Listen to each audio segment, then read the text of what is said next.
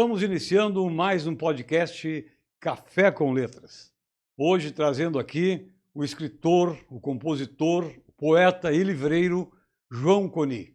Para nós é uma satisfação trazer pessoa do quilate, do nível do João Coni, que muito faz e muito representa a nossa cidade, principalmente a sociedade porto-alegrense. Tudo bem, João Coni? Bem-vindo ao nosso podcast.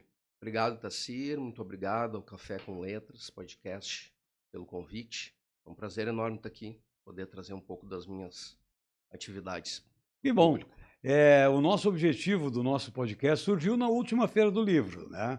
E aí, num grupo de pessoas ali que eu fiz o lançamento também, mas não tem nada do escritor, né? Os compositores, não há uma coisa que... E aí, no fim, eu acabei encampando essa ideia e está dando muito certo, está muito legal. Sabe? Então, que beleza, chegou até mim por via da minha amiga Zaira Cantarelli. Sim, sou muito grato a ela. E estamos aí para conversar um pouco. Que bom. Nos conta mais, quem é o João Coni? O João Coni é esse cara, proletário, artista, num mundo desigual, né? Lidando com tantas diferenças sociais, todo dia sobrevivendo para botar o pão na mesa, através daquilo que acredita, daquilo que pode fazer, o que está ao alcance da mão, com aquilo que vem de dentro. Sim, né? sim.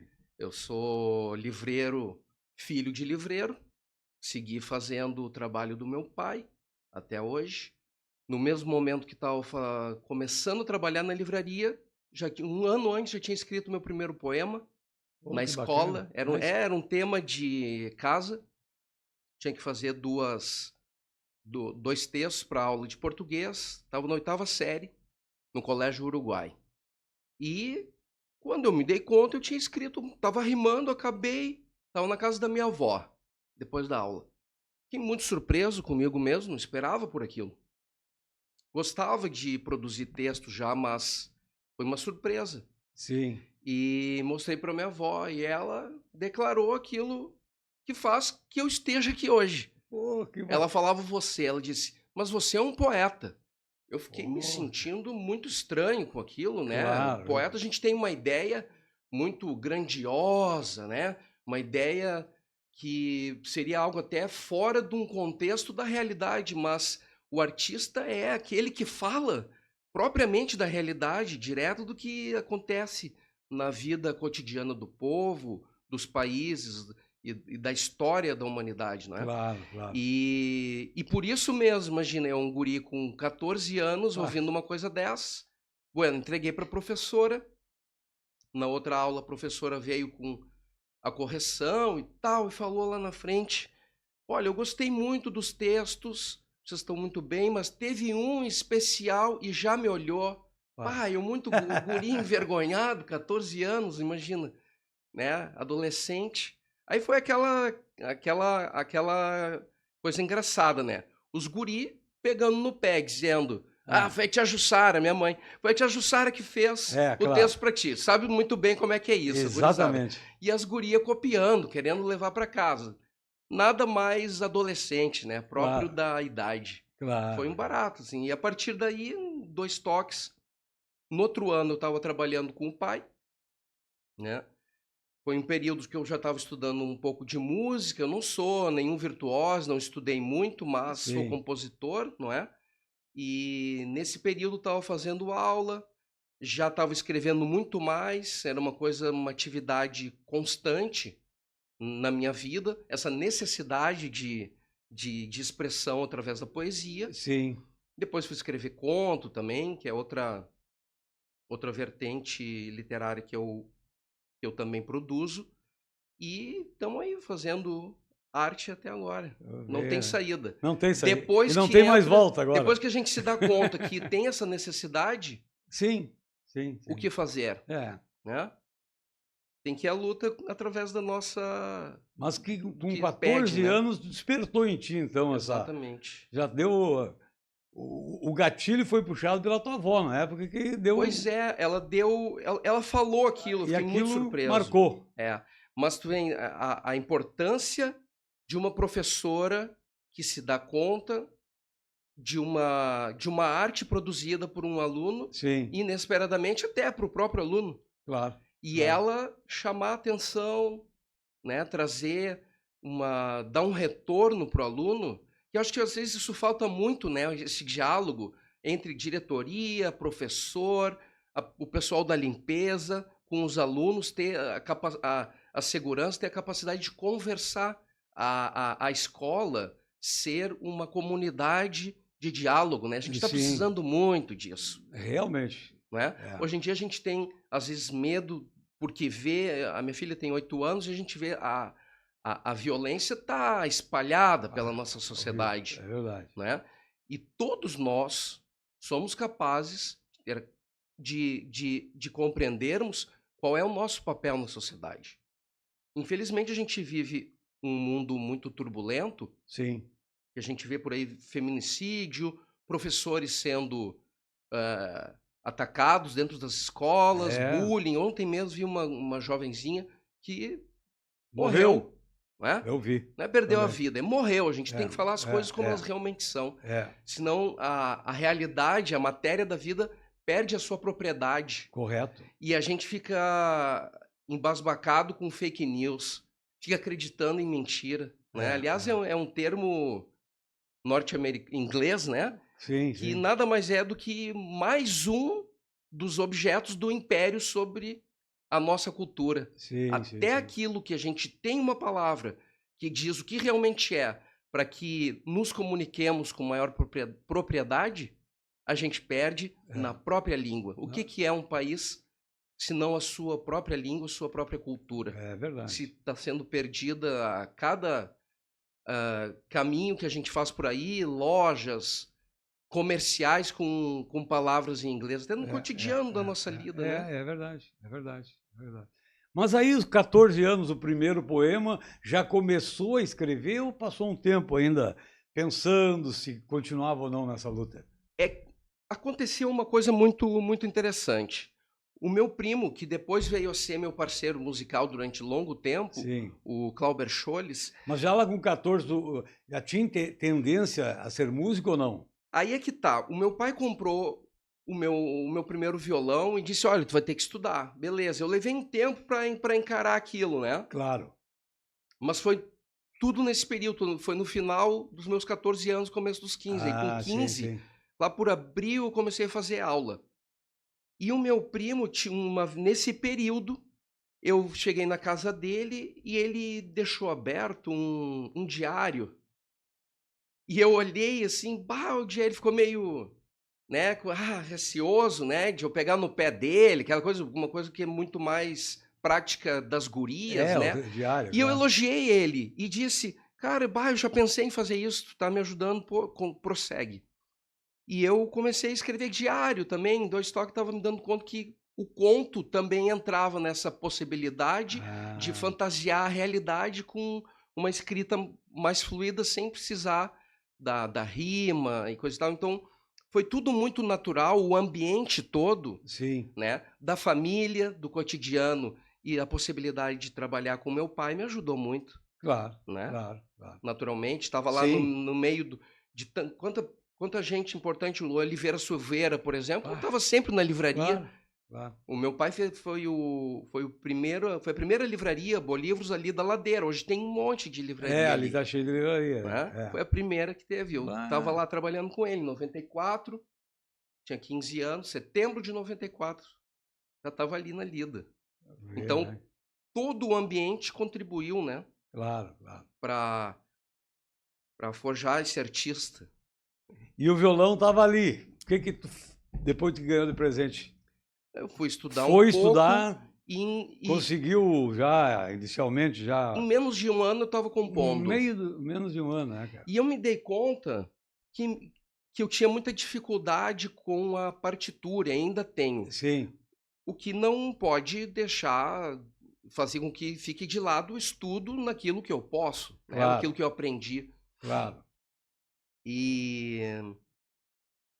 E o meu pai também tocava violão, então na livraria sempre tinha um violão, tinha um toca-disco. Sim. Eu ouvi muito ali Pena Branca e Chavantinho, uma das memórias melhores que eu tenho daquele período de começo de trabalho com o pai, me marcou muito. O Cio da Terra, Milton Nascimento, então todos esses compositores sempre estiveram muito comigo E nesse ambiente da livraria, onde tinha a possibilidade de às vezes estar arranhando violão, meu tio também de vez em quando pintava lá, tocava, curtia muito os Beatles, meu pai já é mais da MPB, da música latino-americana, a minha Sim. mãe e os meus irmãos também MPB e rock, né? Sempre no ambiente de casa, sempre teve muita música. Eu fiz um Ah, então. conto, inclusive, para o meu irmão, que num trecho eu falo que eu tinha memória, ele muito mais velho que eu falo, o César, ele é ourives, e Sim, durante muito tempo morando comigo, trabalhava na oficina, dentro de casa, claro. e botava o rádio, a gente ouvia, e no conto eu digo, numa rádio que sempre tocava João Bosco. É uma Ah, das boa. memórias, Você vê, né? né, mais Ficam distantes, gravadas, não tem, né. né? Então a música sempre esteve ali, e eu tive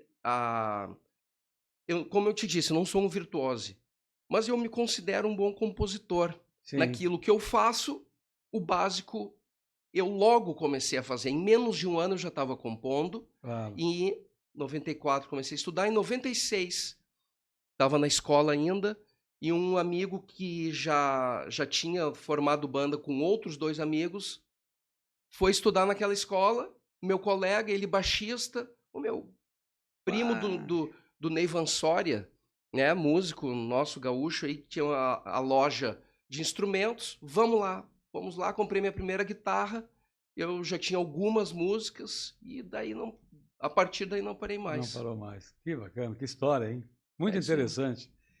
E o livro? E o primeiro livro? Como é que surgiu? Qual foi o ano? Né? Sim. Como é que tu iniciou? Como é que tu juntou esse material para fazer esse livro? Tchê, eu fazia letras naquele período, eu não Sim, concluí fazer letras na FAPA, mas sim. naquele período eu era estudante. E fui classificado com um conto e um poema para a 5ª Bienal de Arte, Ciência e Cultura da União Nacional de Estudantes, Opa, no Rio de Janeiro. que legal. E foi com um conto e um poema. Eu, quem sabe não fecho o meu primeiro livro. Fui atrás e fiz 10 contos, 10 poemas nesse livro chamado Criaturas de Você Mesmo,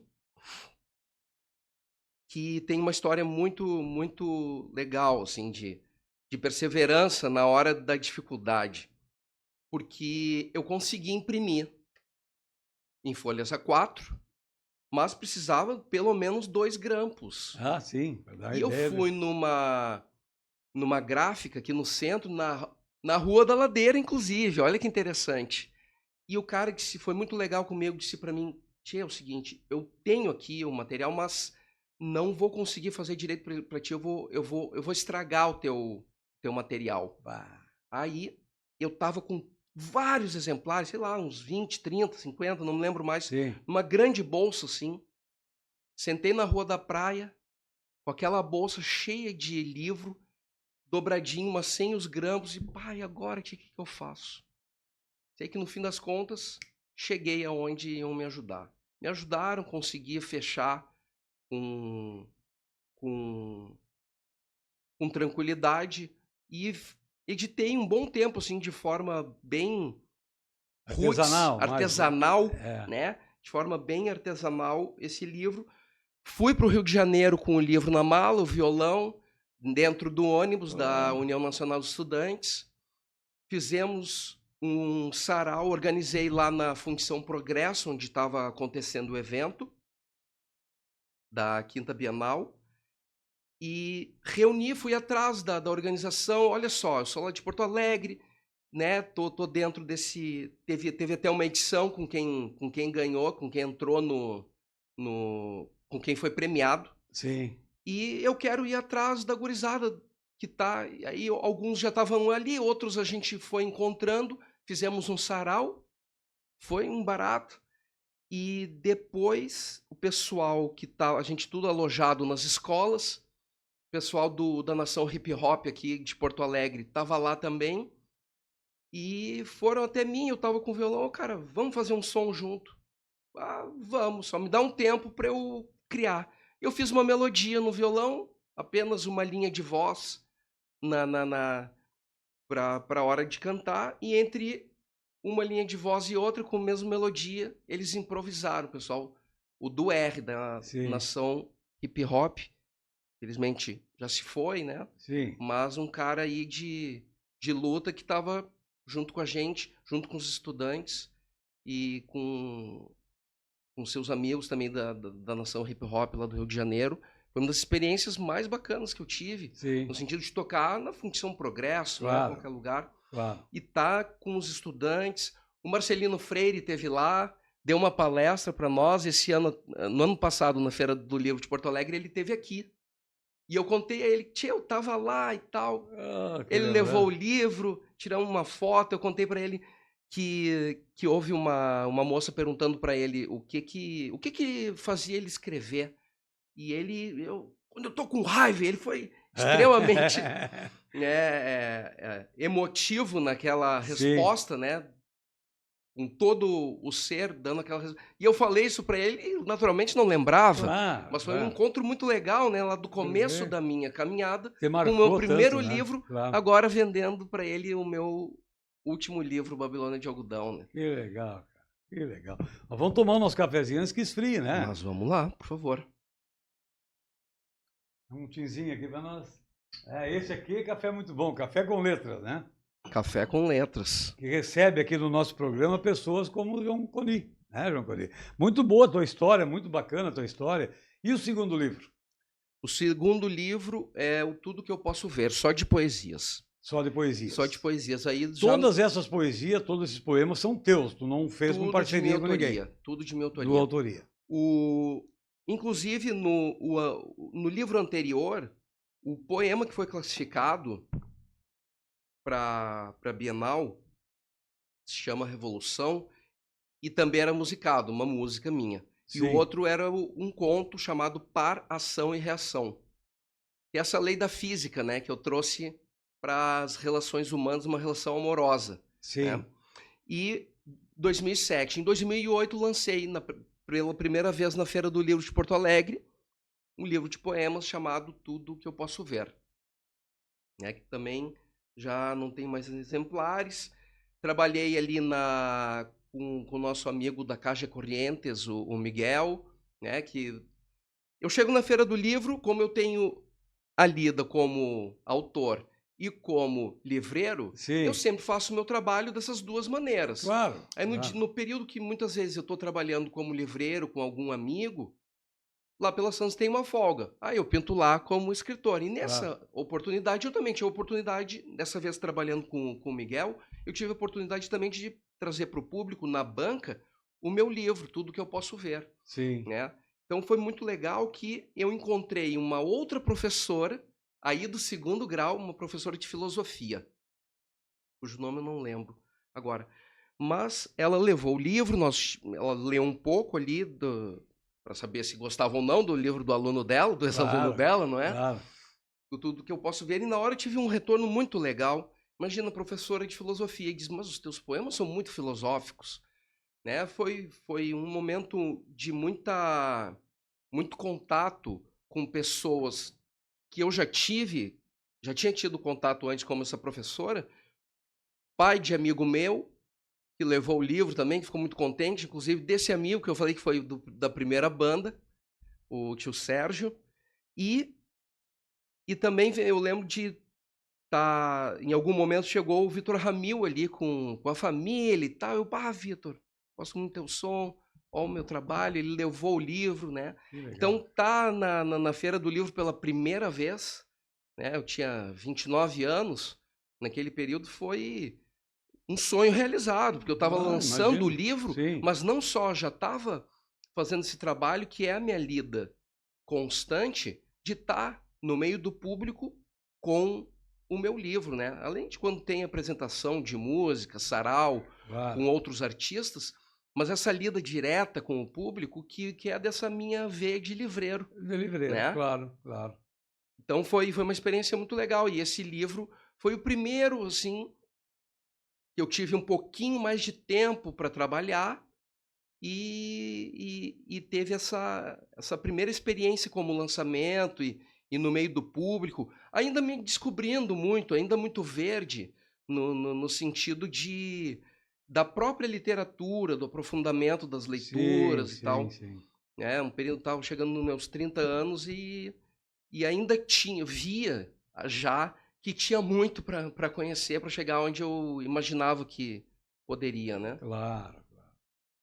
E o terceiro livro? E o terceiro, Contos, que é uma vertente literária que eu não exploro muito, mas nos últimos tempos voltei a escrever, né?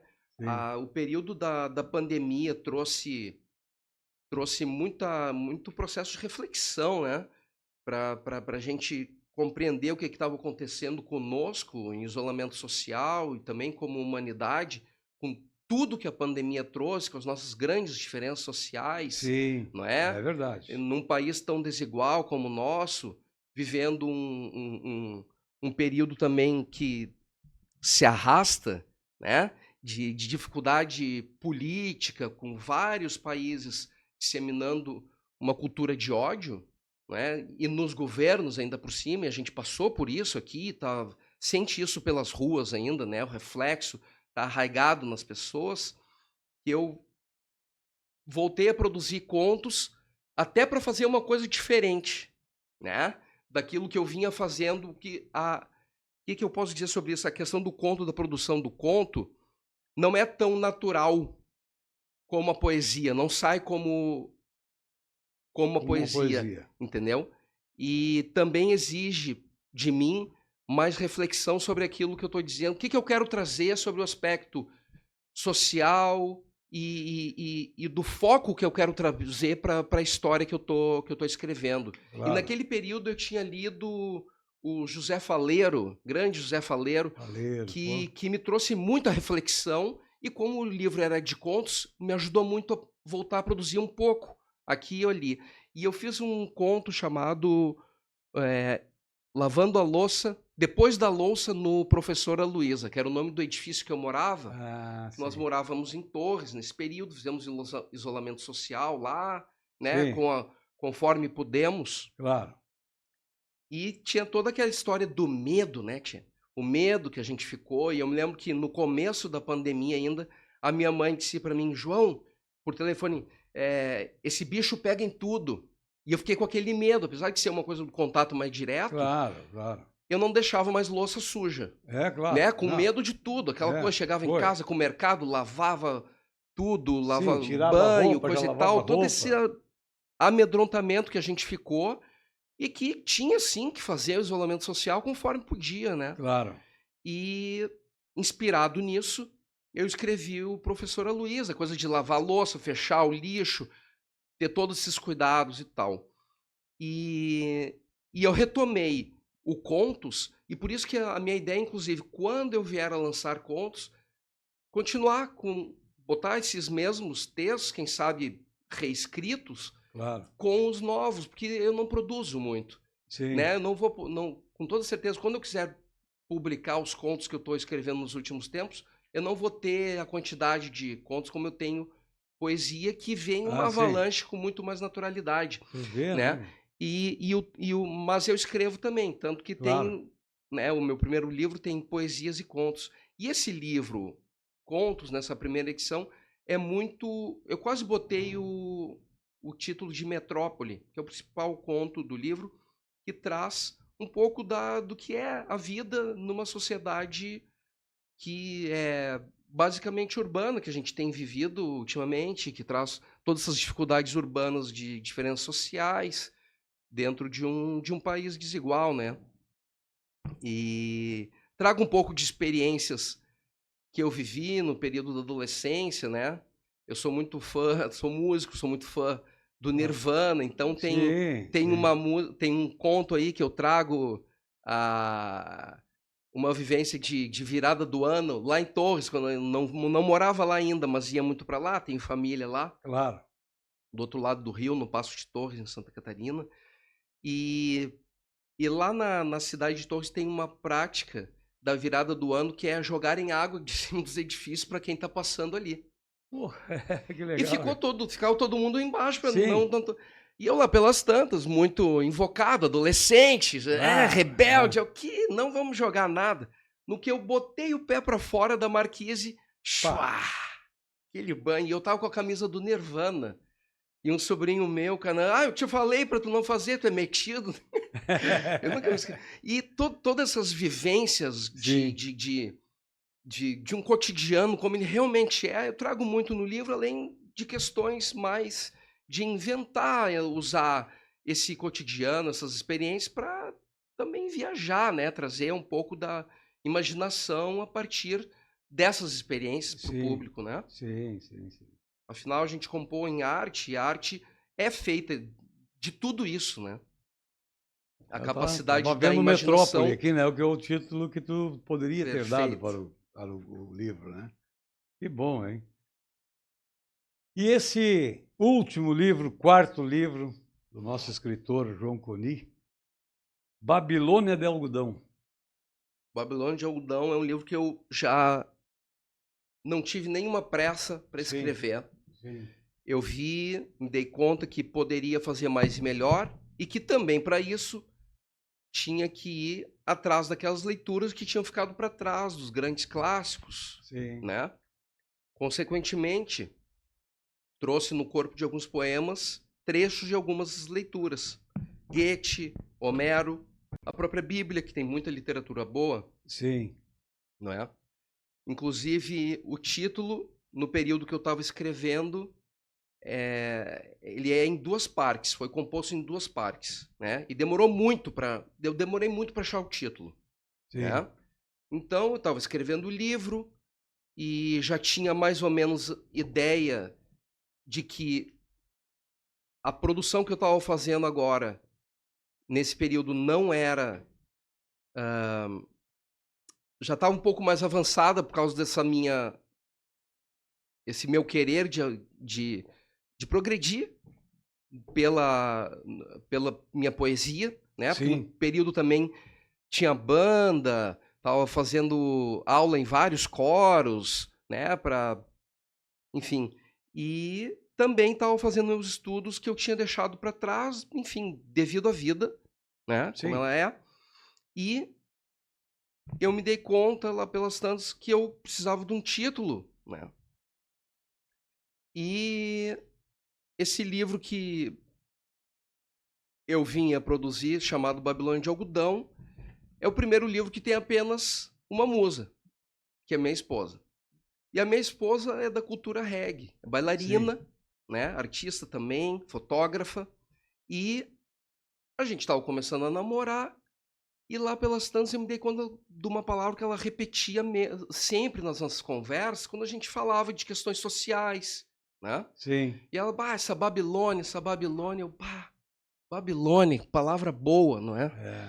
Porém, se eu puser só Babilônia, as pessoas vão achar que eu vou retratar historicamente a Claro, Bíblia, claro, vou ter que ficar claro. me... então, por enquanto, Babilônia está ali, mas ainda não sabia como fechar o título. Até que um dia eu me lembrei de um trecho do livro O Capitão Saiu para o Almoço e os Marinheiros Tomaram Conta do Do Navio, navio. do Charles Bukowski, que é o meu escritor predileto, que é um livro que são trechos do diário dele. Eu tinha lido lá em 99. E eu cheguei em casa e, tem que achar a parte, tem que achar a parte. E encontrei. É uma parte que ele fala, né? As pessoas estão com a cabeça cheia de algodão, né? Eu pus como epígrafe na página 15 para explicar para as pessoas, Sim. sem que eu precisasse argumentar, por que era Babilônia de Algodão. Porque naquele trecho trazia muito daquele conteúdo do livro, especialmente o conteúdo político, e nós víamos isso pela rua. Nós Sim. víamos essa manifestação de uma raiva que estava também sendo alimentada pelos grandes veículos de comunicação, não é? E aqui no Brasil, esse período tenebroso que nós temos vivido começou nesse período que eu estava escrevendo esse livro. Babilônia de Não à Algodão. toa, nesse livro tem um poema chamado... deixa eu É, isso, pega. tentar encontrar aqui, que eu estou me esquecendo. Escorpião com asas de beija-flor, que é uma Poxa, metáfora sim. para os helicópteros que estavam Ah, sobrevoando sim, sim, naquele sim. período essas manifestações que naquele momento nós estávamos entendendo como uma grande liberdade de expressão. E onde é que se encontra o teu livro para venda? Como é que está vendendo o livro?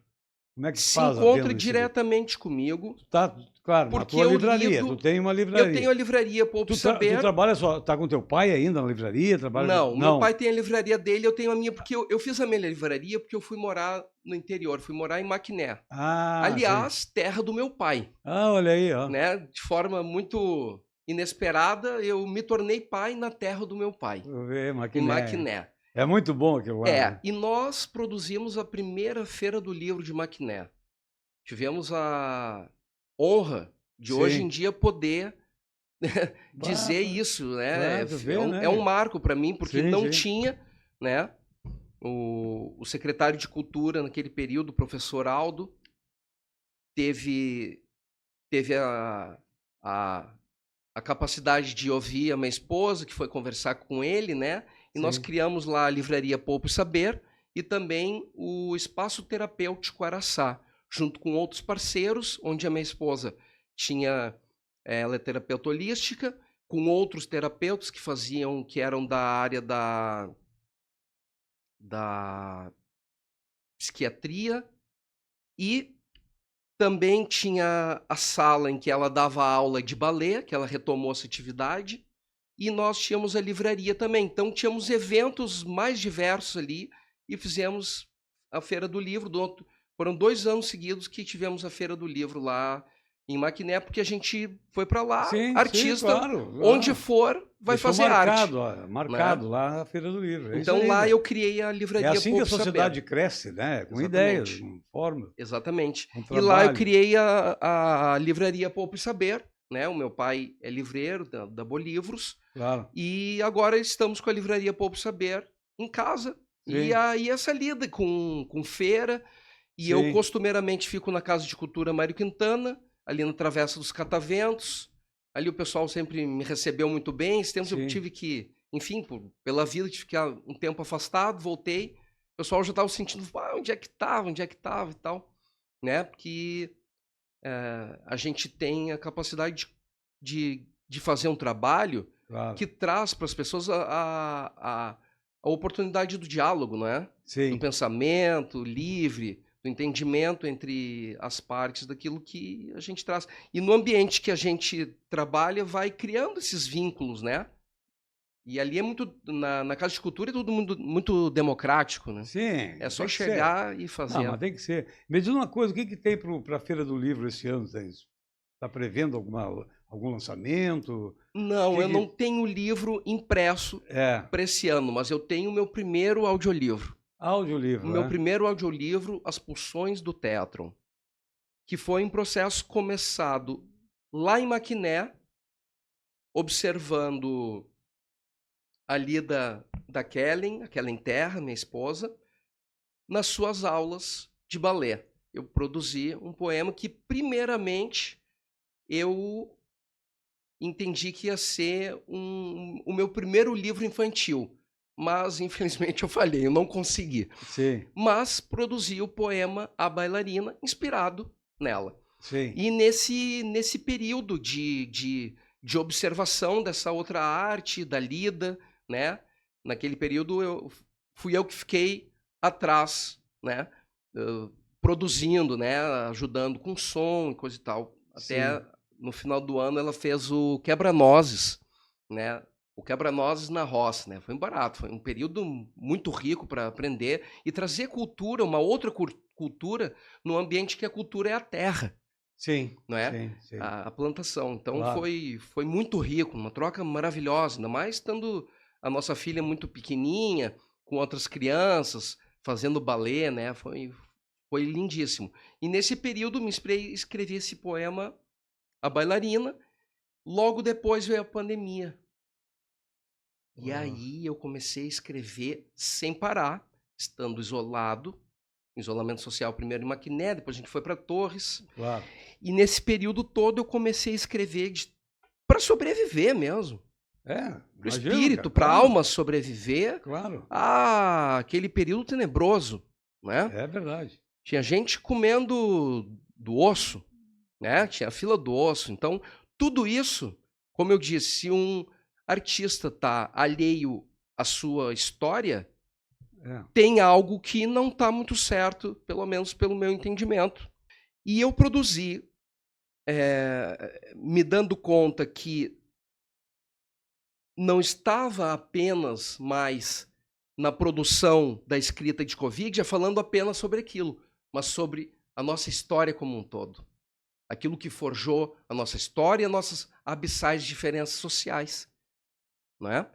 E produzi o poema O Império, que é uma tentativa minha como observador daquilo que eu li, de autores que falam sobre a nossa história, né? Não só do Brasil, mas da América Latina, como o Eduardo Galeano, né? Que me trouxeram a possibilidade de compreender um pouco mais a nossa história e, observando o que a gente estava vivendo agora, produzir o Império. E, na verdade, era para ter mais outros 2 poemas que não entraram porque não deu tempo de gravar, já que tinha que ser um audiolivro. Porque eu passei na Lei Paulo Gustavo e tinham 2 premissas para se inscrever. Tratar sobre Covid. Eu tinha o poema Covidia. E ser inclusivo. Primeiramente, ia ser um livro em braille. Porém, seria muito caro. E o recurso que veio da Lei Paulo Gustavo não me proporcionou fazer como eu desejava. Então, um audiolivro que estará com legendas em breve lá no meu YouTube. Agora falta pouco. Lá no meu canal no YouTube, João Coni. Lá tem músicas também de minha autoria, versão de outros autores. Então, no fim das contas, ficaram 3 poemas, A Bailarina, Covidia e O Império, desse primeiro audiolivro, meu 5º livro, chamado As Pulsões do Tétron. 3 poemas, A Bailarina, Covidia e Império. Isso. E o Covidia é Isso aí tu não publicou ainda ou tá lá ainda no teu... não. Ainda não publiquei. E o meu intuito, depois de estar no YouTube, o que falta? Falta ainda colocar no YouTube. Claro. Para todo mundo vai ter acesso, é só acessar. Público, né? Para ficar público. Para ficar público e um dia chegar a publicar esse livro com esses 3 poemas e vão ter mais 2 aí com outros temas também, tratando do tema loucura. Sim, opa. Depois que sair esses 5, com esses mais 2, é que tu vai fazer a publicação do audiolivro. Do livro impresso. O audiolivro no YouTube vão ser esses 3 apenas. E isso aí tu tá prevendo o lançamento, talvez? Em breve, é para esse ano. É para esse ano, porque eu tenho...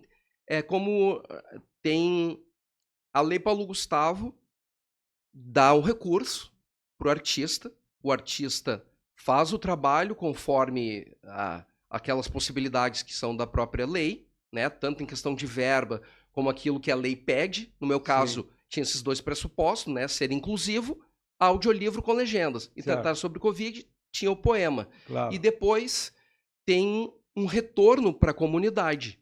No meu caso, é a fomentação nas escolas de corrimões para a inclusão, já que o livro é inclusivo. Tá?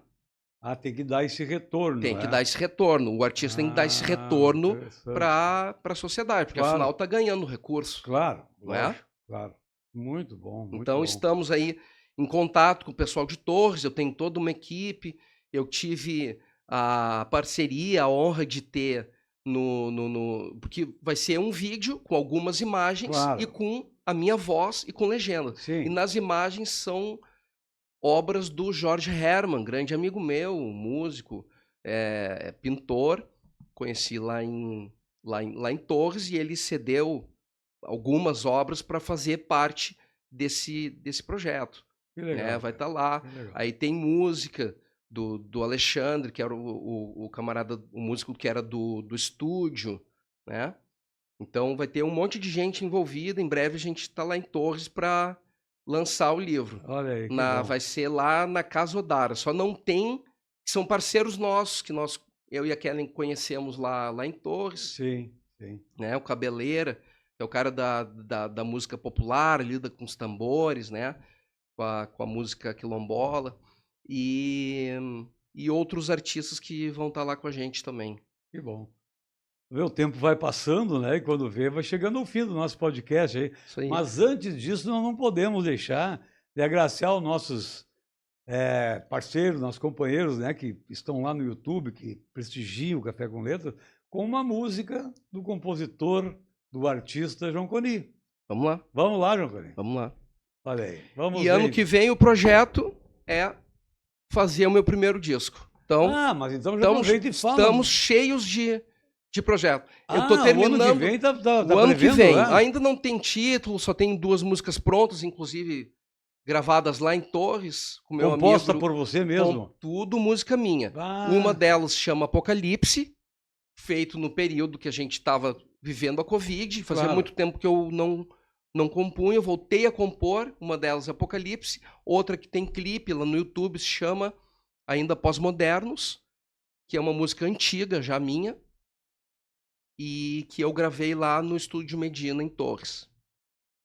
Tá? Muito bom. E a música que eu vou apresentar aqui pro nosso público se chama Enchente, que foi uma música composta o ano passado. Nós passamos pela enchente, né? Uma enchente muito difícil, muito complicada. Né? Complicada. Na minha casa houve enchente também, né? Na minha também. Nós sofremos aí muita gente desaparecida. A gente sabe que as subnotificações são inúmeras, as consequências são terríveis. E como eu sou artista, como é que eu sobrevivo? Cantando, fazendo arte. Vamos ouvir. E aí então. eu fiz essa música chamada Enchente. Vamos lá.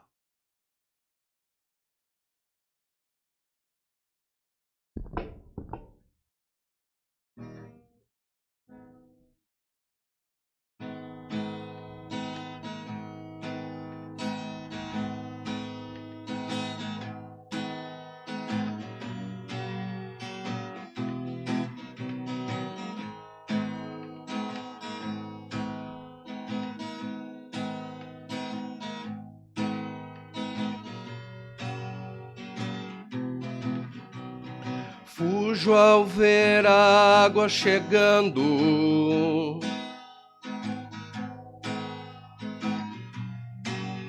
qual será o nosso destino? Expressões de urgência e medo. Somos todos clandestinos. Fujo com meus trapos levando as forças de amores comigo. Somos corpos sem abrigo e o fim é o desalinho. Eu não durmo e nem acordo mais. Peixe lama do asfalto. Minha alma é a angústia do cais. E a enchente vem do alto.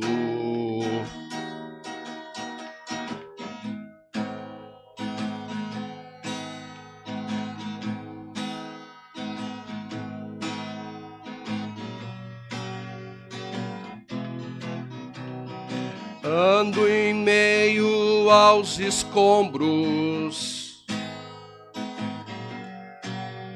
feito água, meu amigo. A minha cabeça é uma cidade, fantasma que acaba comigo. Ando pelo ar infecto e sobrevivo em seus olhos perdidos. Há vítimas no helicóptero.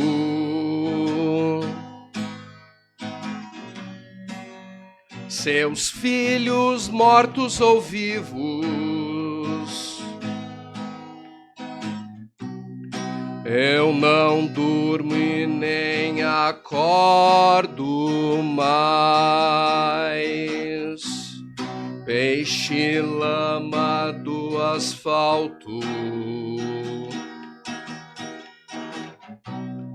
Minha alma é a angústia do cais, e a enchente vem do alto.